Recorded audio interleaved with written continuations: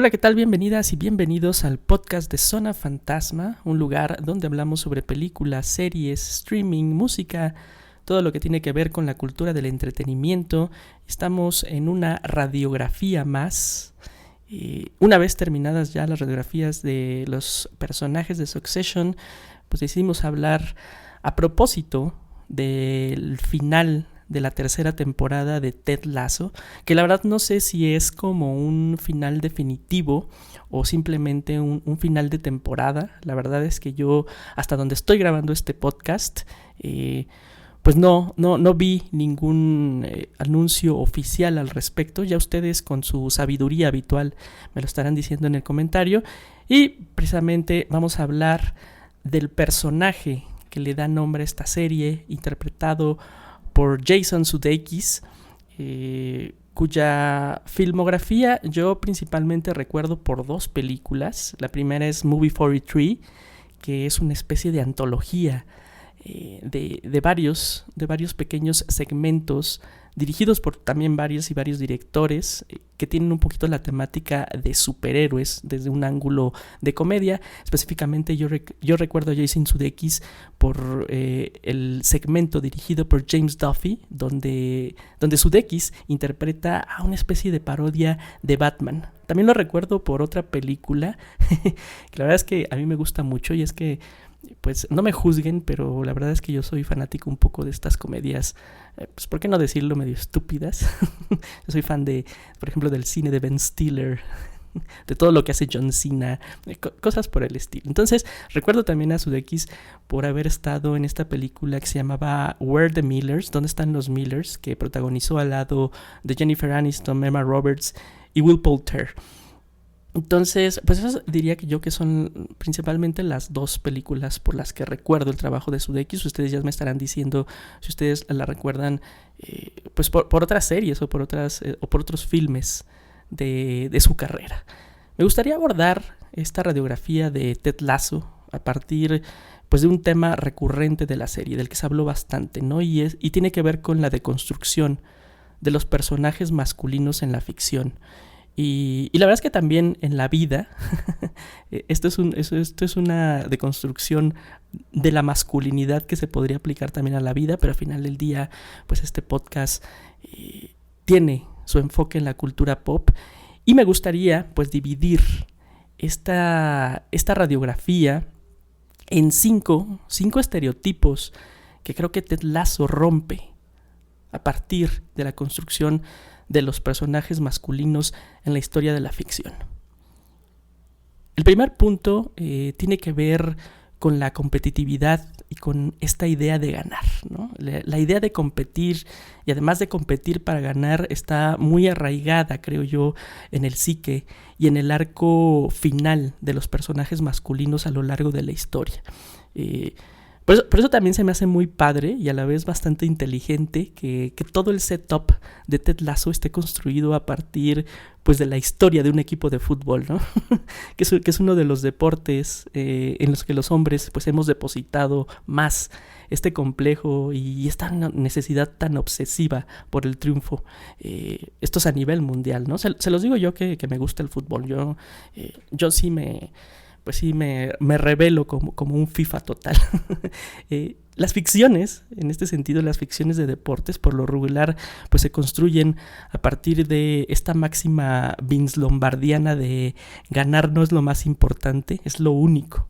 En Ted Lasso, la serie, pero sobre todo el personaje, existe una especie de, no me gustaría llamarla como apatía o indiferencia, porque sería, creo, un concepto bastante negativo para lo que se da, pero sí hay en Ted una tranquilidad y un equilibrio siempre ante esta idea y este concepto del triunfo. Un conocido que estaba viendo también Ted Lasso me decía que a veces le desesperaba un poco como esta calma que tenía Lasso ante las derrotas de su equipo. Y lo entiendo, ¿no? Porque por lo regular estamos acostumbrados a que pues estas temáticas deportivas haya como esta idea arraigada del triunfo por el triunfo, ¿no? De hecho, Lasso, en su equipo, pues se tiene que rodear de personalidades más competitivas como la de Roy Kent o la del mismo Coach Bird para ser medianamente funcional en su trabajo. La realidad es que desde una construcción pues estereotipada, Ted Lasso no es un buen coach, ¿no? de cualquier deporte, pero creo yo menos de fútbol. Al final de la serie, y aquí sí voy a entrar un poquito en el ámbito de los spoilers, por si ustedes no han visto la serie, hago este disclaimer. Al final de la tercera temporada, que al parecer es el final de la serie de Ted Lasso, pues Richmond queda en segundo lugar de la Liga Premier. Esto creo que no es como un giro argumental o una sorpresa que los escritores y las escritoras nos estén tratando de dar. Creo que a final del día es pura congruencia con la esencia de la serie y con la esencia de Ted Lasso. Algo que esto ya se había como visto, ¿no? En algunas películas. Por ejemplo, a mí me viene a la mente esta maravillosa película de Bad News Bears, Los Osos de la Mala Suerte, tanto la original de los años 70, dirigida por Michael Ritchie, como el fantástico remake de Richard Linklater. Pues esta idea, ¿no? de este equipo que si bien mejora, su meta final no es el triunfo, ¿no? Y llegar a esos equipos, a los campeonatos, a los triunfos, pero creo que sería faltarle un poquito el respeto a su esencia y a sus criaturas. Este es el primer, ¿no? Punto que veo en la deconstrucción de un personaje masculino cliché en la ficción. Esta ruptura con esta obsesión por el triunfo y por ser competitivo. El segundo punto me lleva a hablar un poquito de otro personaje. Ya esta sección la titulo La necesidad del némesis. Creo que existe una obsesión en la ficción por darle a los personajes masculinos características heroicas. Siempre se trata de crear en un hombre de ficción un héroe. Y no me refiero solo a las películas o obras que están dentro del subgénero de superhéroes. Me refiero a todos los géneros.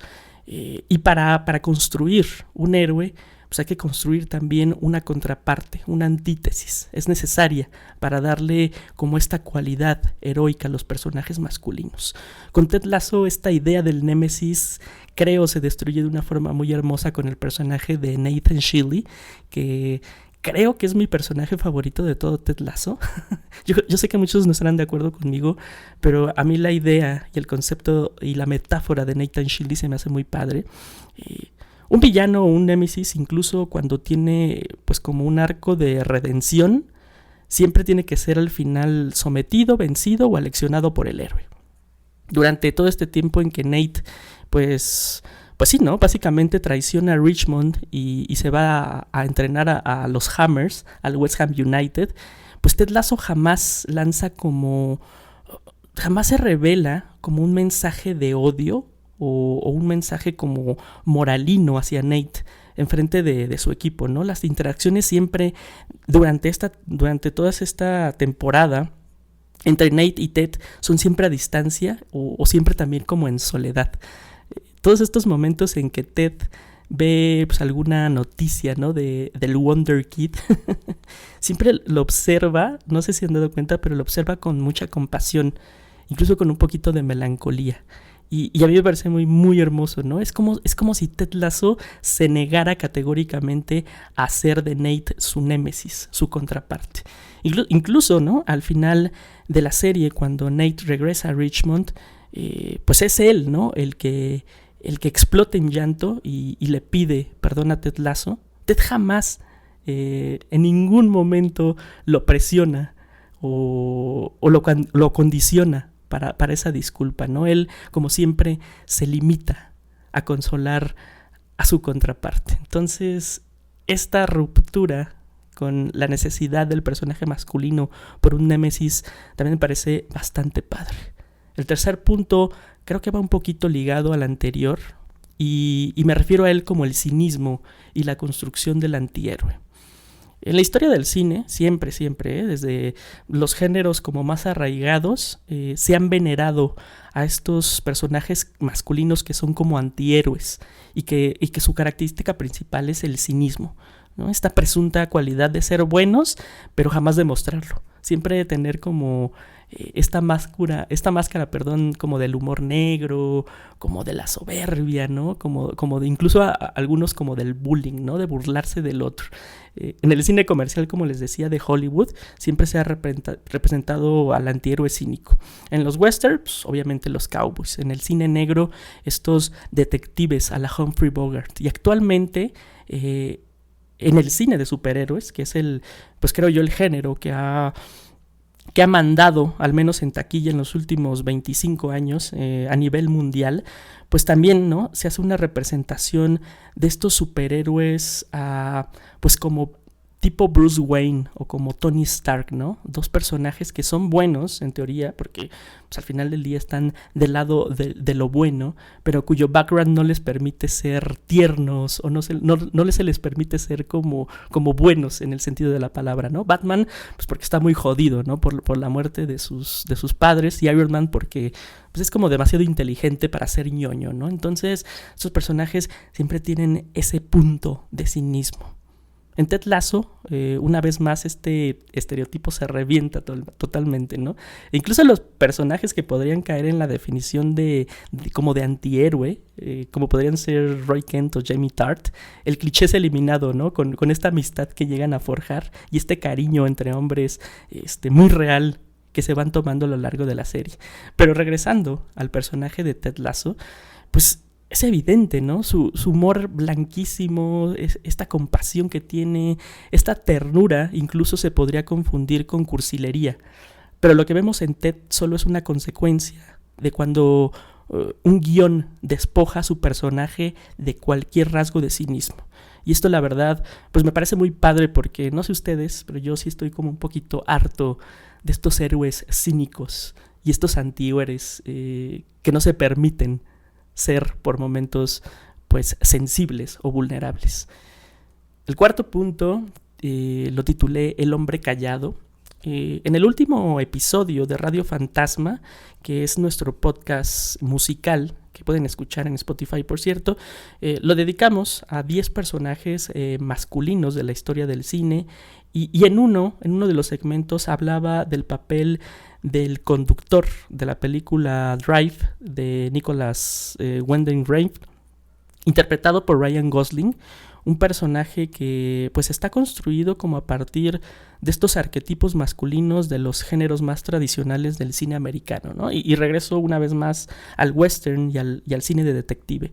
Estos personajes pues están construidos a partir de la idea de que un hombre pues debe ser callado, ¿no? Un hombre no debe decir nada, debe hacer su trabajo y nunca se debe quejar, ¿no? Este cliché definió pues a la masculinidad no solo dentro del cine y la ficción, sino pues creo que a la vida, sobre todo a la vida americana de los años 40 y 50, que obviamente se permeó pues a todo el mundo, incluyendo los países de América Latina. En Ted Lasso, Ted no solo se rehúsa a callar sus sentimientos, sino que incluso ritualiza esta acción y crea una comunidad, a partir de este ritual. Me refiero, por supuesto, a los poderosísimos Diamond Dogs, este grupo pues sí, literalmente este grupo de apoyo sentimental formado por su círculo más cercano, donde los hombres pues comparten sus sentimientos,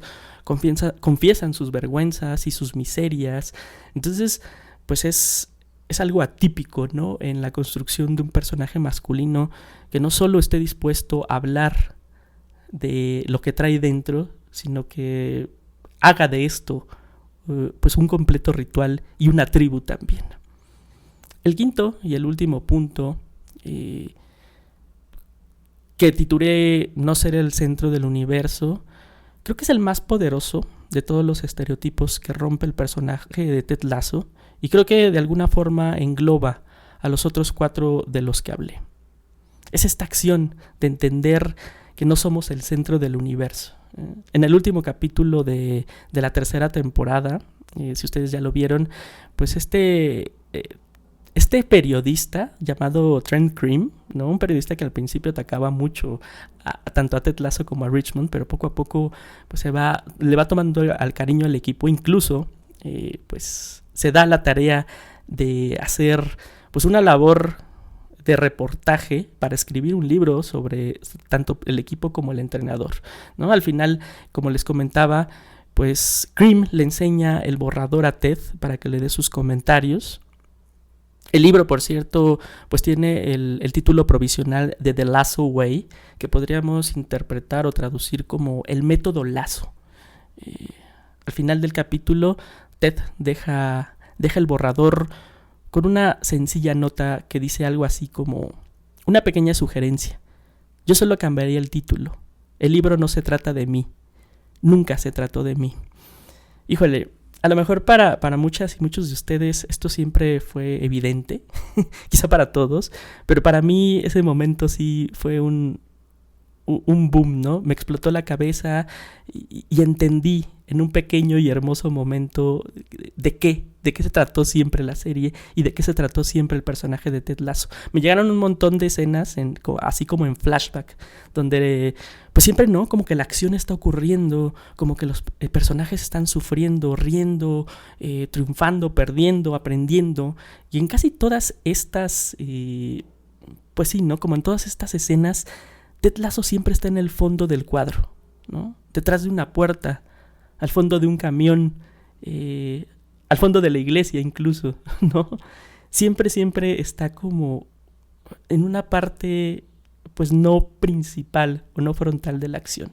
Y esta me parece una metáfora bien poderosa de cómo los hombres pues tendemos, ¿no? a hacernos centro del universo, ¿no? Incluso cuando la conversación no nos pertenece, no nos incumbe o no nos afecta, tendemos siempre a ponernos en el centro de ella.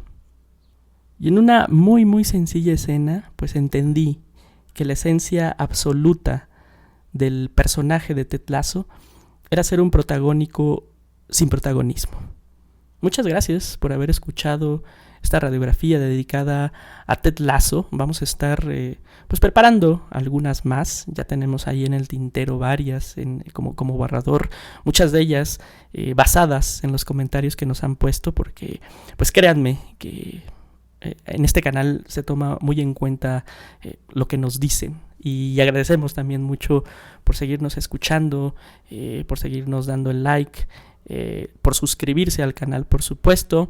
Se nos acabó Succession, yo lo sé, y a lo mejor pues ya nunca nada va a ser lo mismo, pero espero que sigan disfrutando estas radiografías y estas mitologías que seguiremos haciendo con mucho, mucho cariño. Nos vemos la próxima.